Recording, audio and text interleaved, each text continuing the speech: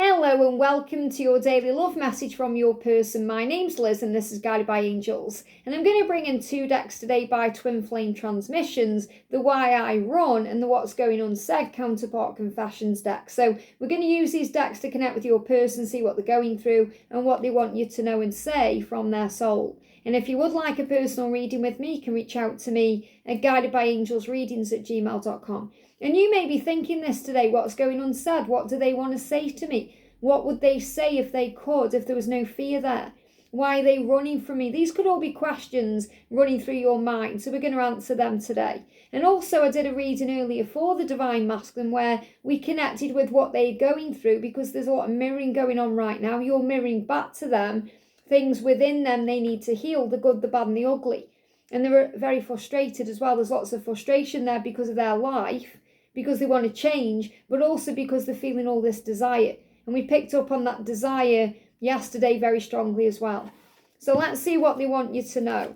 So thank you, angels. What's the message today? What do they want you to know? Why are they running still? Why are they still running? What is going on with them? I feel there's still a few more cards. Why are they running? What are they dealing with? And what's going unsaid? If they could say anything, what would it be? This card's just moved on top of the deck as well. I need to take that one, okay? And there's one, can you see there, getting my attention at the bottom? So anything that gets my attention when I'm shuffling cards or using cards, the angels guide me. So what's going unsaid between you? What do they want you to know? What's going unsaid? Wow. What do they wish that they could say to you? Look at this, amazing. Amazing how the cards get my attention, as I said. So I feel that's it, that's all that needs to come out, even though there's lots of cards. So the first message is, they're saying, our spiritual connection scares me. So recognise and know this is the whole point.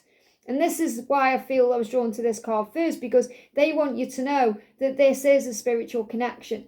It's not just like boyfriend and girlfriend, or husband and wife, or boyfriend and boyfriend, husband and husband, or wife and wife, or girlfriend and girlfriend. It's different. It's a spiritual bond. It's a spiritual connection. And that means there's spiritual work to be done in the soul and for mission and purpose to help the world, to be a leader of light and a pioneer of truth, to stand up to people and show the world who you really are, to leave a legacy for others. So you have a spiritual connection. And that scares them. And it may scare you at times too, because it's so intense and deep and different than anything you've ever experienced before. So they are saying to you, we have a spiritual connection. They are aware of that. This means they do know somewhere inside of you that you are twin flames. They know it somewhere inside of them. You know it, they know it, because you are one. So what you feel inside, they do too. So if you know it, they know it. They may not know about the label. I feel some of them do though. And that may be because they found it out themselves, or you've made them aware of that, or they've done their own research. But they give me fear, and this brings fear up in them.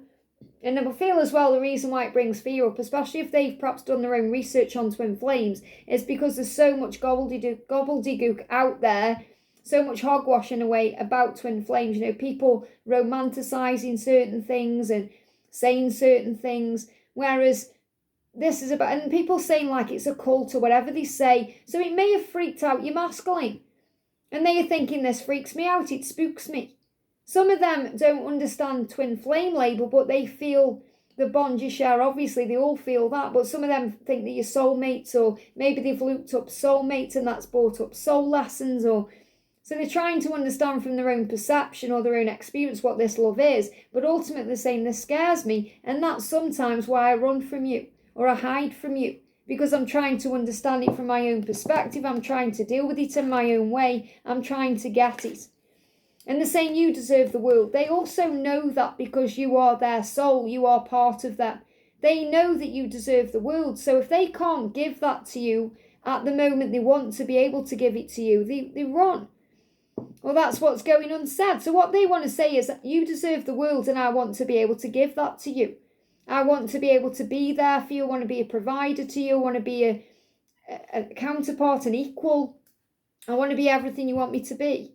Because you deserve that. You deserve nice things. You deserve to be treated right. You deserve passion, love, happiness, joy, all the things that you've come here to have. You deserve that. They know you deserve the world. And sometimes they run because they know they've got to heal those aspects of themselves first. I don't think I'm good for you.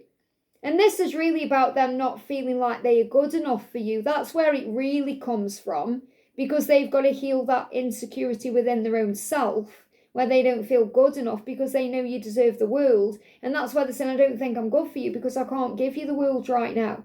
I can't give you everything right now because I've got my own things to deal with, or I've got baggage, or I've got to deal with fears, or I need to heal an addiction, or I've got to get out of debt, or whatever it is. And they're saying, I don't feel good for you. So it's not that they aren't good for you or they are good for you. It's about their perception. You might think, well, they are good for me. Of course they are. But in their mind, they don't feel good enough. So it's nothing really to do with you at all. It's about the way they are viewing themselves. And I spoke about that in the earlier reading for the masculine. So this is about them realising, I don't feel good enough for you. It's my issue. It's my problem. And this is another reason why they run from you, because they don't know how to deal with it. They're saying, I'm trying to find the courage to reach out. So a lot of them are about to do it. It's on the tip of their tongue. Okay, I'm trying to find the courage, the strength to reach out to you because you deserve the world. And if they can't give that to you in this moment, they go into fear about it. I'm no good for you. You'd be better off without me anyway. They start telling themselves these fearful things. Maybe there's someone else out there that can make you happy. Maybe you're already with someone else. And that came through yesterday. They were in an absolute panic about you being with someone else. I'm trying to find the courage to reach out. And it is scary for them to reach out because the intensity of the connection is so strong. And you might think, come on now, all you've got to do is press a button. But to them, it's a huge thing because it's like them declaring their love to you. I was abandoned as a child. So some of them, not all of them, were abandoned as a child, but many of them felt that way. They were abandoned. Now, some of them could have actually been abandoned. So some of them could be actually orphans, or they could be foster children, or they may have felt like they didn't have a proper home life in some way, or they felt abandoned because maybe their parents were perhaps doing alcohol or substances, or they were too engrossed in their own lives to even care really about what their son or daughter were doing. So, for example, this is how they felt. So I'm not saying they were abandoned as a child. You don't need to go and question their parents or anything like that. This is how they felt. They felt abandoned. So it doesn't matter whether their parents were present or not. This is how they felt. They could have felt very lonely, isolated and alone. They could have felt that way whether they were an only child or if they had 7, 8, 9, 10 brothers or sisters. This is the way they felt. And this is why they're scared of this love. I check your social media. And the reason I'm doing it this way, like one that's a running card and one that's an Unsaid, because I feel it will all link in. But they're saying, I check your social media until I've got the courage to reach out to you.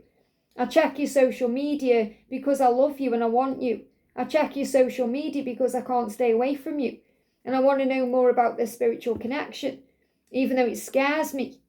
So they are checking you out. Many of you know this anyway, that they are watching you online. They may have made fake profiles, or they've got their eye on you in some way. And they're saying, I don't feel good enough for you. So they watch instead. And there it is. I knew it was going to come out at some point. They're saying, I don't think I'm good for you because I don't feel good enough for you. So it doesn't mean that they aren't good for you, or they aren't even good enough for you. This is their own feelings. You're too good for me. You're out of my league. This is how they feel. I realise I need to heal parts of myself. And that's what they're realising.